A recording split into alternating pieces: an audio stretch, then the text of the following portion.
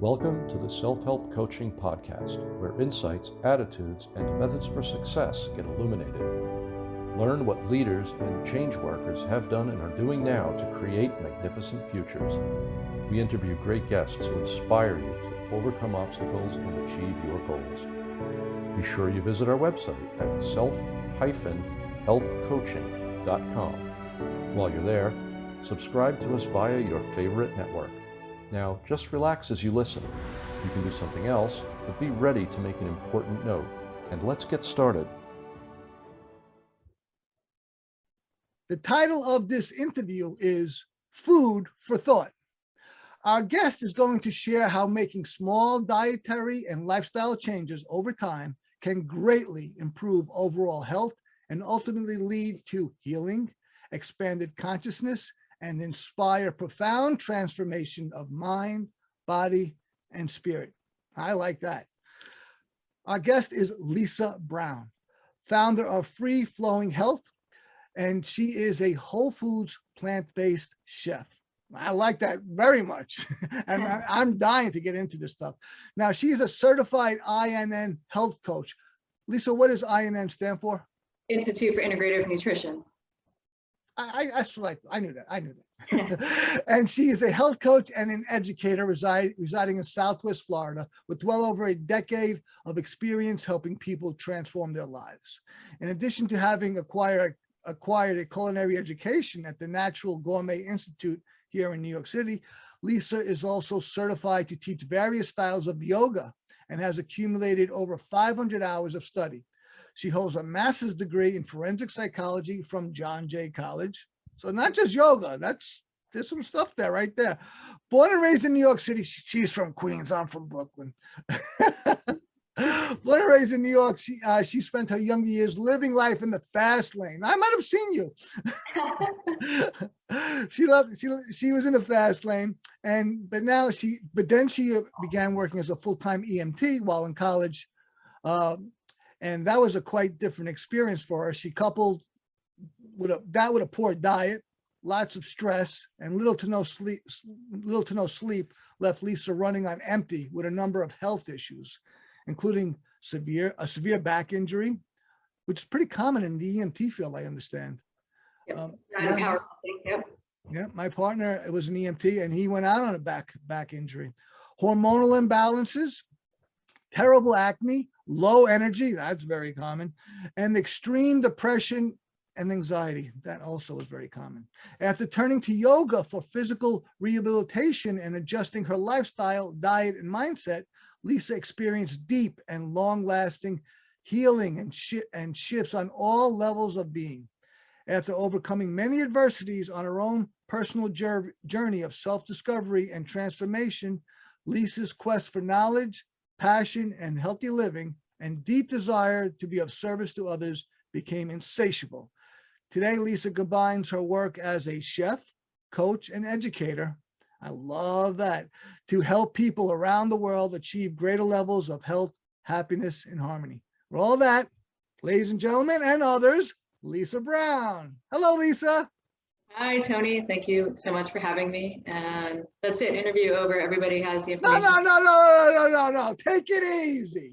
Take it. I mentioned my partner. We like to make fun of some New York stereotypes. Like we like to say to each other, take it easy. Yeah, take it easy. Like an old Italian New York guy. Take it easy. All right, we got some questions. We want to get to know you.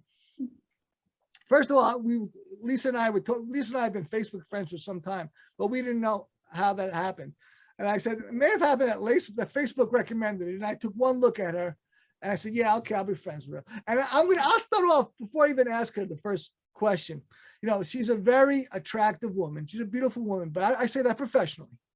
I want to ask you as a preliminary question, now you heard my bio, all right, listeners and viewers. You see that she's into wellness, into diet. How much of your outer radiance, your outer beauty, okay, not inner beauty, outer beauty, would you say has to do with wellness and diet? I would say 99.9% of it. Wow. I feel like once you make those shifts, as you have previously mentioned, reading my bio, and you start to do the work internally, not only does that is that conveyed in the radiance of your skin and externally, but also energetically and vibrationally speaking, you begin to shift, and people can truly feel that. And beauty essentially is in the eye of the beholder. So. It is, but I'm studying Stoicism right now. I'm very into Marcus Aurelius and Stoicism. That's where I am now. It's very cool. And who could disagree with this the statement you just said, the axiom that beauty is in the eye of the beholder. But Aurelius is teaching me, and I'm really embracing this, that beauty is everywhere. Even not in the eye of the beholder. If I behold it, well, there it is. It's obvious. But it's also where I don't see it. But I tell you, when we talk about radiance and vitality, and you exude it, and I think that comes from that's an effect, as you just described. That's an effect. You're doing the cause, and you're getting, and we're seeing the effect. So. Fantastic. I don't disagree with you in the slightest bit. I mean, yeah, a person can have great genes, and absolutely that plays a big thing, but that only goes so far, right? Then you get into diet and into beliefs and personality and inner beauty, and they go much further. Great. And yeah, I've done the work, and really I'm 68 years old, and you can't tell because of this plant-based diet and lifestyle that I've chosen to adopt over time. She is not 68. She is not. If she's 68, I'm signing up right now for whatever she's offering, because she's lying. She is not 68. I'm calling BS on that. If I'm selling it, then you're buying it, right? That's it. Sign me up. Great stuff. Okay, so how did you get started on your journey towards health and wellness? Well, it was about 20 years ago. I'm now 37. That's an honest. There we go. There's some truth. So it all came to be in my teenage years, having been a product of my environment, growing up in a dysfunctional family and not having very many role models, coupled with being raised on fast food and highly processed foods. I had poor coping mechanisms, so completely stressed out. I, as you had mentioned, suffered from severe insomnia and chronic fatigue over an extended period of time. I had hormonal issues and imbalances, which reflected in the health of my skin. I had cystic acne. My entire face was covered with really thick, painful acne that I could not hide. I was mentally unstable, suffering from depression and anxiety. Eventually, I ended up in the ER, ironically enough, when I was working full-time as an EMT in college, full-time, full workload, as well as training really hard at the gym for powerlifting competition. I ended up with a huge cyst on my ovary that ended up in me bleeding for a week and being in pain that was so traumatic that I was hurled over and not able to move on with my life unless I saw a doctor. Once I saw the doctors, from my perspective, they treated me more so like a number and lacked compassion. Whether that was intentional or not is a story for another day. They did a lot of invasive testing and then proceeded to put me on several different medications, which over time caused a series of other health issues. So around the age of 18, after having experienced that and after dealing with all of these ailments, I decided to take my power into my own hands and begin to research holistic and natural cures. And not to say that I made a bunch of changes overnight and I was well on my way to healing, but it was a starting point where I said, okay, maybe I can take this information that has been given to me from external sources, from the professionals, authoritative figures, and then now with this information, I can begin to do my own exploration and research and experiment to see if I begin to incorporate small, tiny dietary changes, if that will help at all. After doing that for years, really, and experimenting with different herbal supplements and things straight from the earth, I began to heal slowly. And I'm saying it was a 5 to 8-year evolutionary process, and it happened progressively. And some things worked, some things did not. But it did start on a very physical level where I began to adopt more plant-based foods and do some deep organ cleansing so that I can see the very immediate physical results.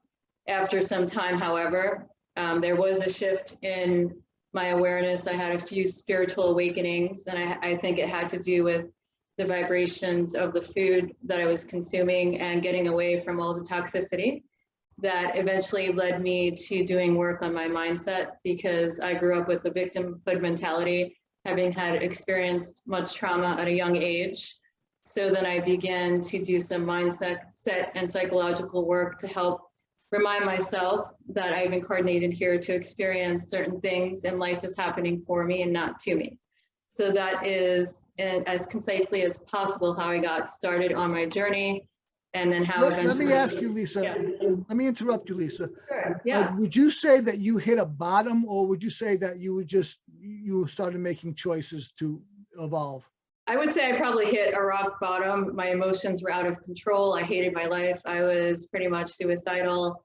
Like I had mentioned, I had little to no role models in my life. I saw a bleak future, and everything contributed to that. Toxic overload, coming, like I said, from a violent, toxic, dysfunctional environment, overworking myself, distracting myself, not sleeping, over caffeinating, being addicted to sugar and highly processed foods. So all of that with the physical ailments definitely caused me to hit a rock bottom. And it wasn't the first rock bottom that I've hit, but it was painful enough to inspire me to start looking at things differently and start adopting new habits. I'm a recovered addict and alcoholic, clean and sober 20 years, and I did it initially through AA and NA, which I'm very indebted to. You hear about people with stories about people with bottoms. And a lot of times people will say, I've had multiple bottoms, like you just said. And what I say to people like that is, raise your pain level intolerance. See, people can tolerate a lot of pain, right? Like you did. You tolerated a lot of pain until you finally said, no more, I'm done. And that's, I was fortunate. I had a low pain intolerance. I was like, that's it. This is my bottom. So my advice to people, having issues and things are not, their lives are not going well, or it's unsatisfactory, I suggest raise your pain level intolerance. Don't tolerate this stuff. This has got to go. This is no way to live. And to view it as a blessing and a gift, because as these divine souls that have come here to experience life, it's these experiences that propel us into the next level of our existence and kind of gear us toward the right path that's, meant for us, so that we can get away from all of the distractions and start aligning with that higher calling. I too am sober, but I never had to go through AA. And, I started drinking and smoking pot at 13 to try to escape my reality, so to speak. Yeah, sure. And that's one of the changes that I made over time. And it was a huge shift, and it's incredible to live a sober life, really. Totally. I mentioned I'm studying Aurelius.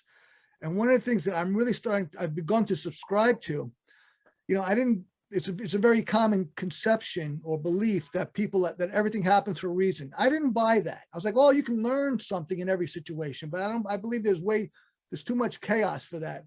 But now I'm going back to this common belief that everything truly does happen for a reason. I believe it's all providence. So when you got to go through all the shit, you got to do that. Okay. Now, I'm not saying to do any more than you have to, because at any moment you can make a choice, right? But whatever happened, I'm subscribing to Marcus Aurelius, who's a pretty smart guy. He wrote a book, The Meditations, which I'm studying 1800 years ago, which he never intended to publish, but other people published it for him. And I'm subscribing to this. And when you believe that it all was for a reason, then it doesn't bother you. It doesn't hurt as much. Oh, he did this, she did that. Now it's like, okay, he did this, she did that. Okay, now what? What am I going to do? Am I going to do something else, or am I going to continue with the same old BS? Right, and the lessons are gonna keep showing up until we understand that it's the same underlying issue with different faces, different places. And oh, I cannot control anyone or anything outside of me, but what I can do is respond and learn to not react. So that's life. Life will be chaotic. There will be ups and downs. It's an emotional roller coaster, whether we want it to be or not. And all we can control is our response and to really acquire the lesson to move on, right? If the same thing keeps repeating itself, then it's time to look within and say, hey, what do I need to change internally to have things externally shift in my life? I could not have articulated that any better. We are from the same tribe, Lisa. Perfectly said. Perfectly said. Let's take a moment to hear from our sponsor, and we will be right back with Lisa Brown. This episode of Self-Help Coaching is brought to you by Proficio, perhaps the most common method that coaches worldwide use to get undisputable results for their clients is NLP. Visit www.proficio.io. That's proficio.io, where you can make the changes you want and get the results you dream of. You're listening to the Self-Help Coaching Podcast with me, your host, Tony Petrozza, and we're with Lisa Brown. She's telling us about wellness, and we haven't even got into, we got into the diet, but we'll be getting a lot more into that because, I'll get into it later. She's actually, she's a chef, but she does chef services and chef coaching. And that's a big part of what she does and how she's gotten to this point. And we've only scratched the surface in that, but I want to know much more about that. But before we get into all that, Lisa, what advice or tips or recommendations do you have for people just getting started on their plant-based journey? Well, whether it's a plant-based journey or any sort of health journey, generally speaking, because maybe your journey is not a plant-based one, or maybe it is, I would say that number one, do your research and find out and obtain as much information as you can about that particular diet before delving into it. There's lots of opinions out there, so it's your job to sort through the information. Number two, I would say connect with your why, so that when things become a struggle, or if other people outside of yourself are trying to influence you or tell you to do it or not do it, you can always connect to your reasons for wanting to make a change. Three, I would say make changes slowly and gradually so you don't feel like you're depriving or restricting yourself, and let the bad habits fade away naturally.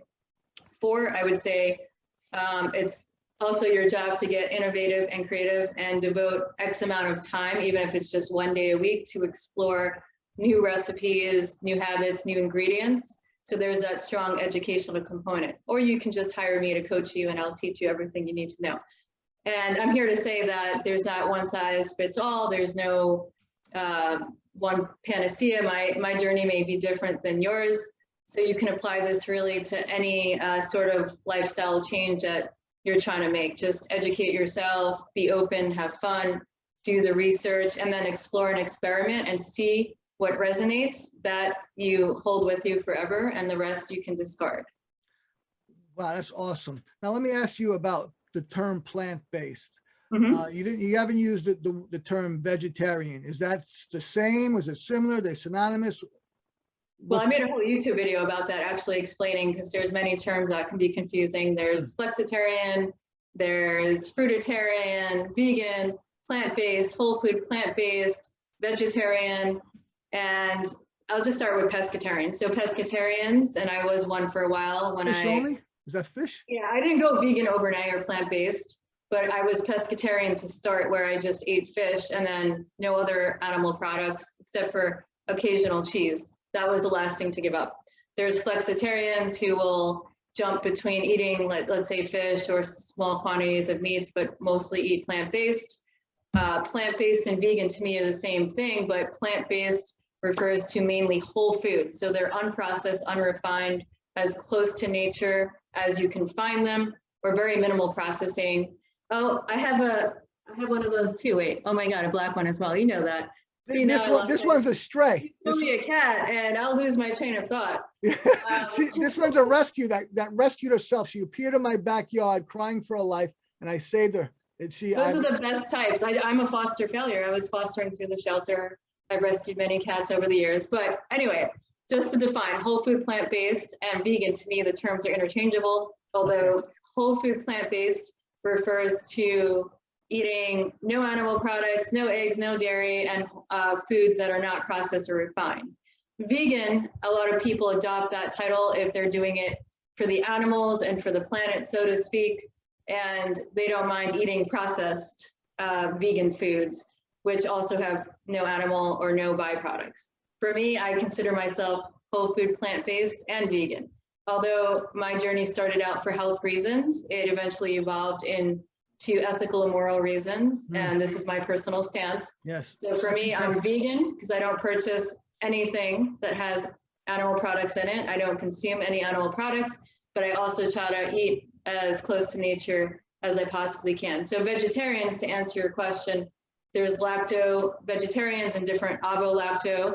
So vegetarians may or may not still incorporate eggs and dairy. So there's a lot of information, maybe too much. That was great. But wherever you are, you're there for a reason. You're on your path. I'm not here to judge. We'll get there when we get there, wherever we're meant to be. Wow. Wow, I didn't realize you were this smart. Oh, So, I concur, and that was very illuminating. I tried vegetarianism. I liked it, but I found it very difficult to maintain. But I'd like to have that in my future, or at least primarily plant-based, because for me, it's about the ethics of it. I despise this cruelty that animals have to suffer, and that untold trillions have had to suffer because we eat them. And and listen, I love meat, but it's that suffering or that terror right before death. Right. The slaughter that we spoke of, of fear. Yeah, I'm not. I want to unsubscribe from that, because I don't want. Because I'm a carnivorous person, I maintain that. I support that. But I'm where in my journey, just as you said, you're very smart, my dear woman. I want to be vegetarian, but I'm not there yet, right? And I'm moving in that direction, and it's okay. I'm where I'm at now. But I really want to, because these animals, man, we could do better by them. There are so many. We mass produce them, and they're nicely packaged, so people don't see the truth behind the scenes. And it's not like in ancient times when our ancestors hunted in a sacred way, used every part of the animal in ceremony and to nourish themselves. I think have adapted and evolved beyond that. And I think if more people were involved in the actual process, then less people would probably be eating it. But again, I'm not here to judge. We're born into this world where we're conditioned to believe certain things, or we need certain things. And as a child, I couldn't eat meat unless it was extra well done, which, I didn't really want to eat it. If there was a baked clam, I would eat only the breading and give the clam to my twin brother. So I think some of us have an affinity inclination also towards a certain lifestyle from childhood. And everybody's different. Everybody's makeup is different. Everybody's perspective, outlook, experiences, and we're all trying to find our way, right, in this crazy world. Absolutely, but I also have a vision too, and I'm not hypocritical. I've already described myself, but I see a future where, one, I'm very successful with my business, and where the company has a lot of affluence. I want to create a program to help people become vegetarian, or at least be part of the system that causes less suffering to animals. Right. That's it. Because I don't listen. Animals taste great, but there's got to be a way that we can be part of a system that causes so much suffering. There's got to be a way. Even adopting a meatless Monday for people who think they can't do it, or dedicating one day out of the week, even 5 meals, whatever it is, small, gradual, so that it's not overwhelming, and learn over time how to prepare these foods in a way that tastes great and that's convenient and easy and that sort of thing. Because it is, as you mentioned, it's a little labor intensive, or it can be a little overwhelming and challenging in the beginning to learn all of this information. We're not born learning how to just, out of the womb, how to ride a bike, how to walk, how to run.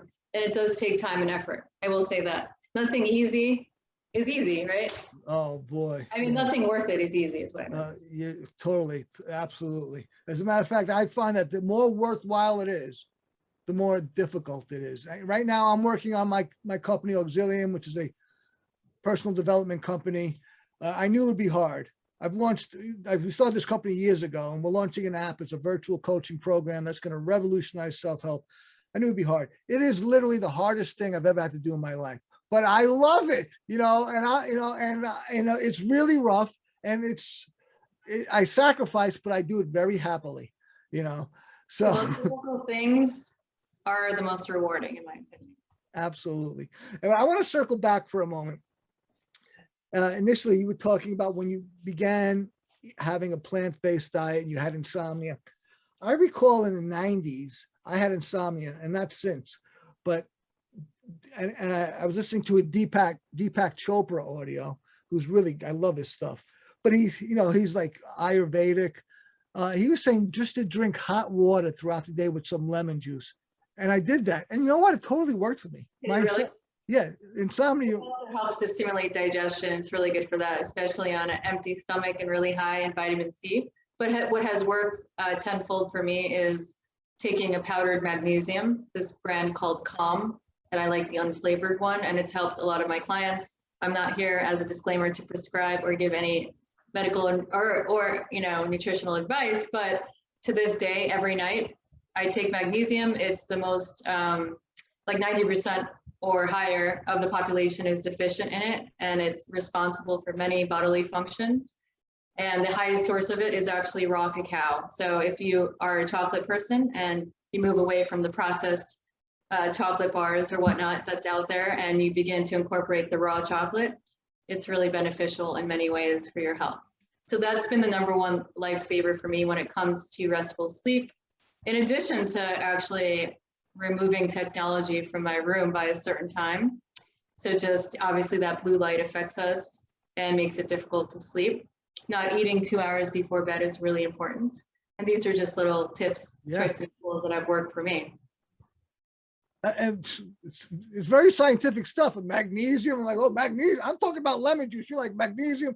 So, this is that. It doesn't sound salesy. It sounds like it's actually, great knowledge.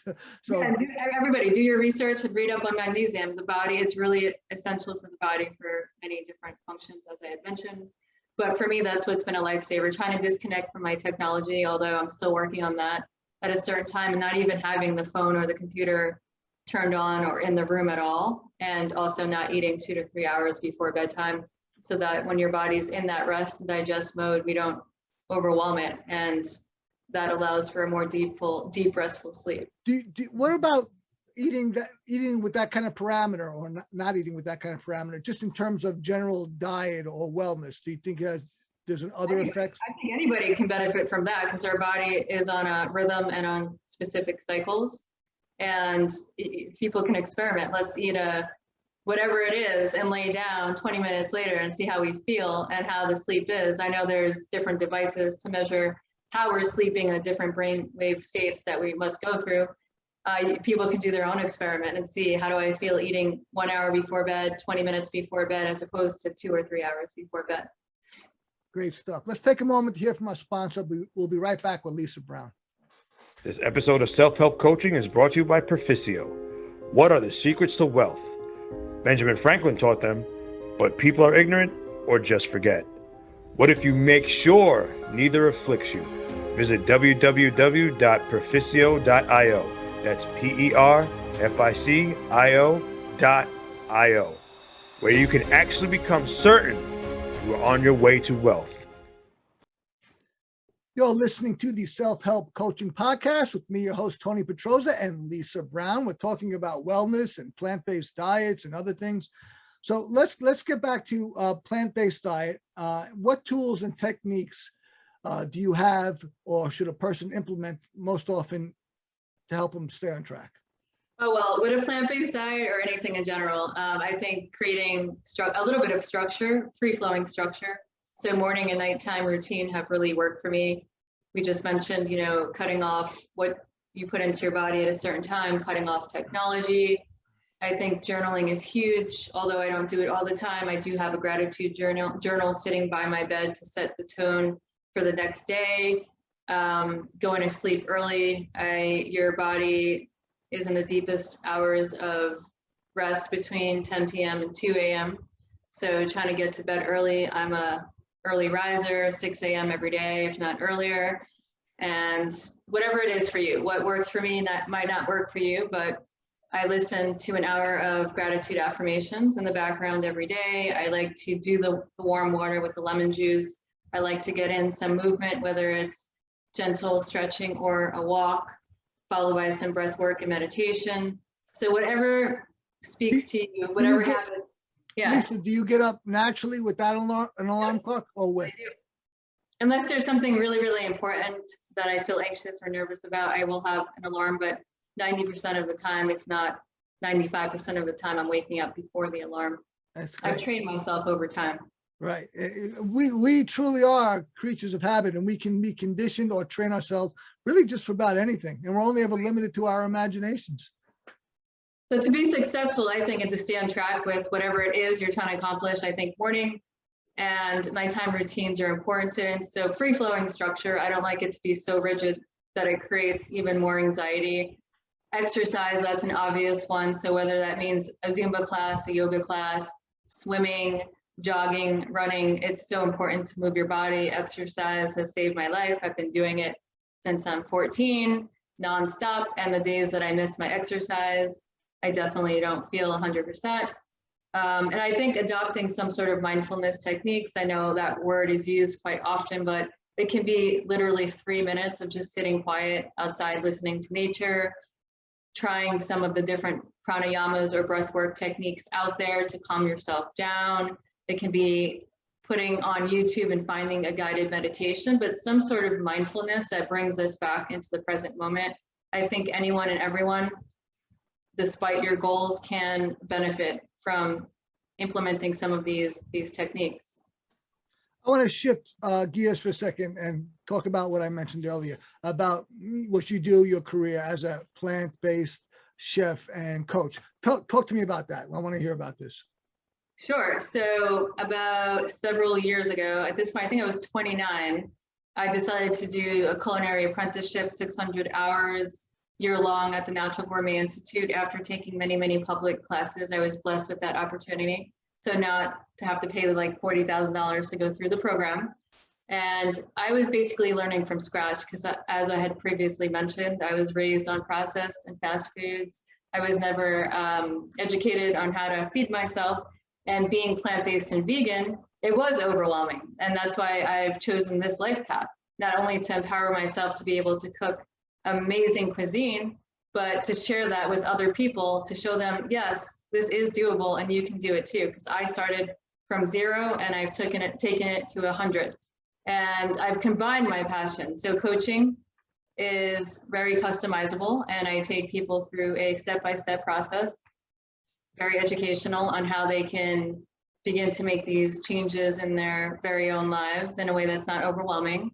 So there's a high level of accountability. And I decided to turn my passions into a career. So I started a catering company. I just did a great event this week, actually. It was amazing.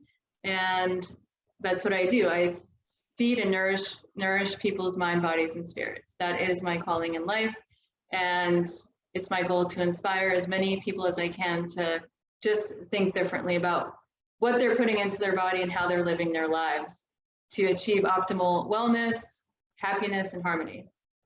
So that's wonderful. Now you do that as a chef, but you also coach people to cook for themselves. Right. So I have a month-long program if people want like an intensive, and it can be in person or we can work together remotely, where I get into the kitchen and we spend some time discussing and assessing the baseline where the client is at, setting the goals. And I actually give them practical tools and show them how to use the equipment, how to prep the food, how to, properly and safely use a knife and that sort of thing. And, if they want to work remotely and they just want coaching sessions where we just spend time on the phone and they're writing everything down, then we can do that as well. So there's a 3-month, 6-month, 1-month program available where I actually relay all of the information, all of the wisdom, knowledge, and experience that I've acquired over the past 20 years. That's fantastic.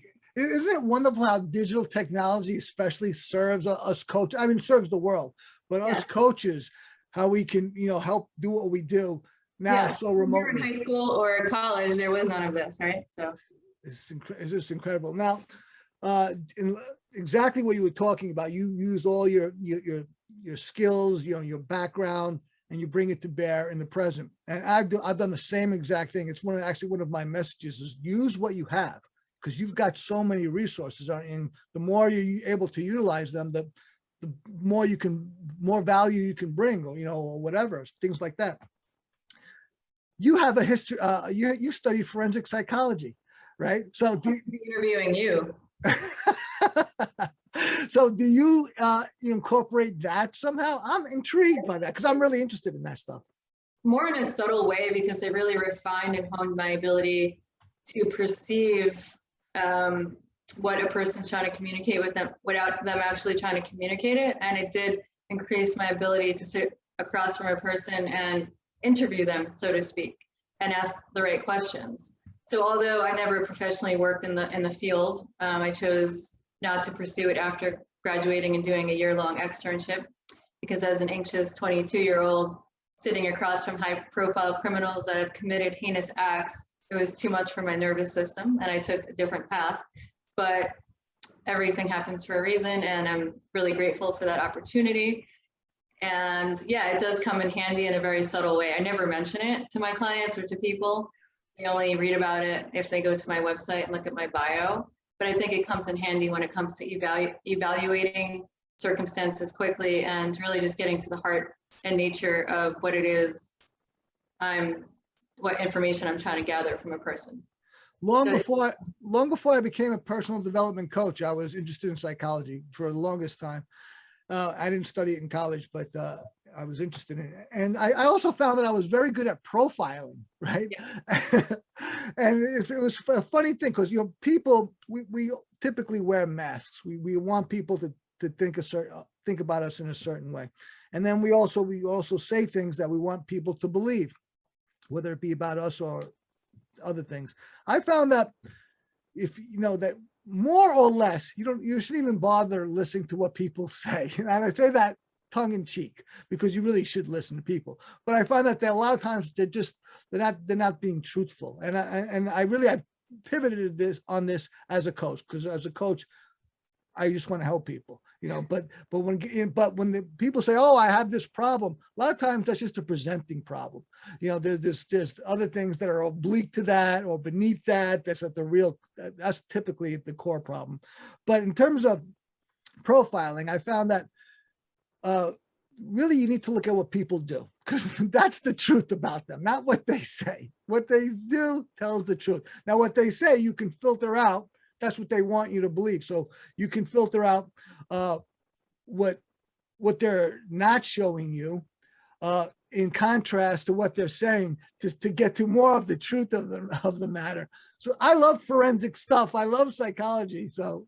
And you brought up a good point, is that even if people are not intentionally telling white lies, it's even through the process of omission, by not providing all of the information or trying to paint themselves in a perfect light. When I'm working with clients, it's about reading in between the lines. Obviously, actions do speak louder than words, and that's why I believe in radical honesty and authenticity, even if not everyone's going to like you, right?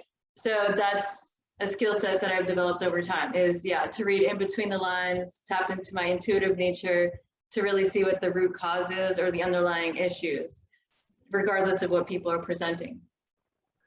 We're gonna take our final break, and then I'm gonna continue on this topic, and then we'll get into our last question and topic. Sure. Because this is intriguing. So we'll take a final break to hear from our sponsor, and then we'll come back with the last segment with Lisa Brown. This episode of Self-Help Coaching is brought to you by Proficio. When people learn something, they want to use it, so it has real value. And the best teacher is experienced. Visit www.proficio.io. That's PERFICIO.io, where Proficio will have you taking action with what you're learning immediately. You'll be closer to your goals before you even realize it. You're all listening to the Self-Help Coaching Podcast with me, your host, Tony Petrozza. We're here with the wonderful Lisa Brown. We're talking about a number of subjects, and now I'm going to continue from our previous discussion. She mentioned radical honesty and being authentic. You know, now, after a long time of not being in a relationship, and now I'm in a new relationship, and I don't call her my girlfriend, and she doesn't call me her boyfriend, but we're not friends with benefits. We didn't want that. That's, you know, men like that typically, but we found that boyfriend, girlfriend relationships typically end, right? Usually end. And the friends with benefits is kind of like, you know, it's kind of, you know, low substance. So what I have with her is something I call exclusive companionship. Yeah, this is a new thing. Copyright Tony Petrozza. I told my protege about this. He's like, this is the greatest thing ever, you know. But then he's like, is it still going on? Yeah, it is, because it's really about being really honest with the person, not making promises you think that they want to hear. Oh, in 5 years we'll be here. You know, we'll get married. You know, we'll do this that you don't intend to keep, or you're not going to keep, without putting those pressures on, you know, just being, well, we found that the first of all, it has to be monogamous. That's you got to agree on monogamy. All right. Because that's respectful on multiple levels and more functional. But you have to have a parameter. I call it the HRC. And I remember it by remembering Hillary Rodham Clinton. Not that I'm a big fan of hers, but HRC is the way to remember. It's to be honest, respectful, and caring. Always honest, respectful, and caring. So we'll really focus on honesty, and always being compassionate, because honesty without compassion is brutality, especially when dealing with sensitive subjects. But, you know, she talked about the long term just recently, and she said, do you see it being a long-term thing? I had to tell her, no, I don't.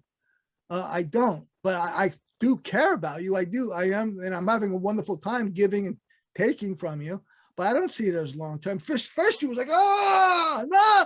But then after a little bit, she's like, no, that's actually really wonderful. You told me the truth.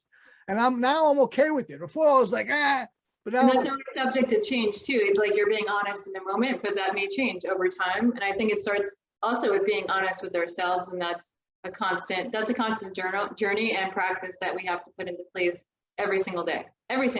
Absolutely. I mean, it could happen that way. Absolutely. I don't know the future.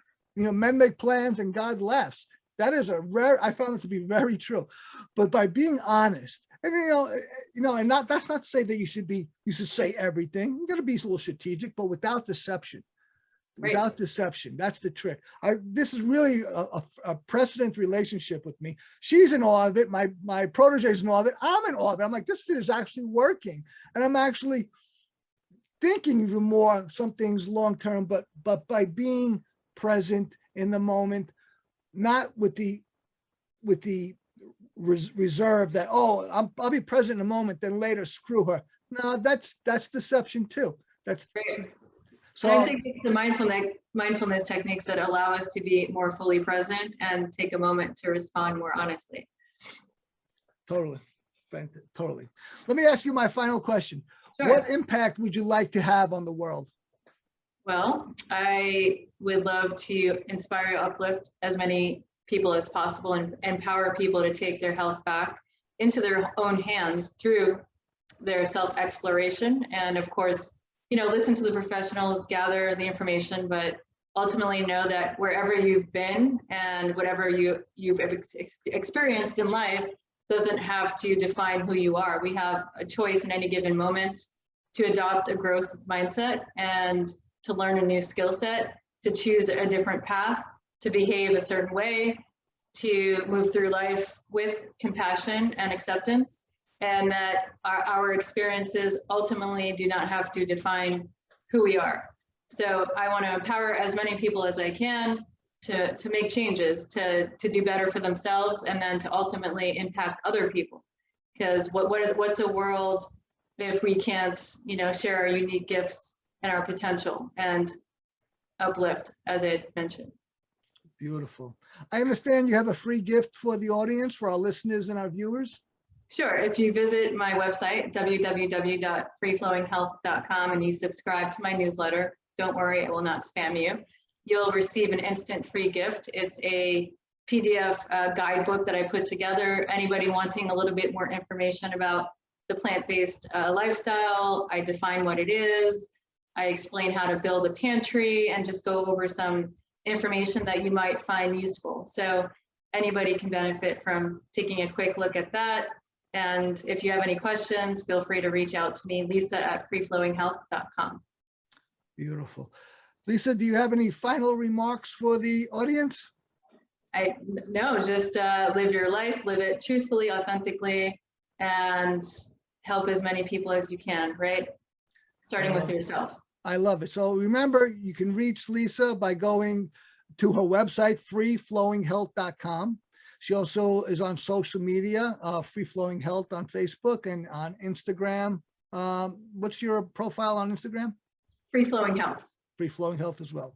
Lisa, you have been a fantastic guest. I really appreciate you and what you're doing. And, you know, we speak the same language. I keep it up, and so will I. And I'm going to be checking more of your stuff out, because I want to get back into what I talked about, you know, about having a better diet, you know, being more conscious about what my diet was involved with my diet, and both without and within, because they both count, you know, they both count.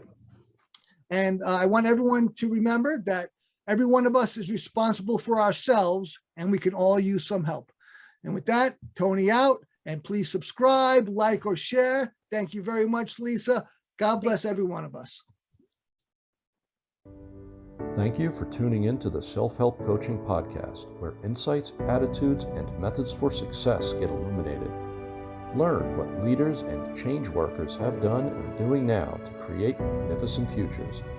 Remember to visit our website at self-helpcoaching.com and enjoy even more great episodes like this one. Again, while you're here, subscribe to us via your favorite network. We look forward to seeing you next time on the Self-Help Coaching Podcast.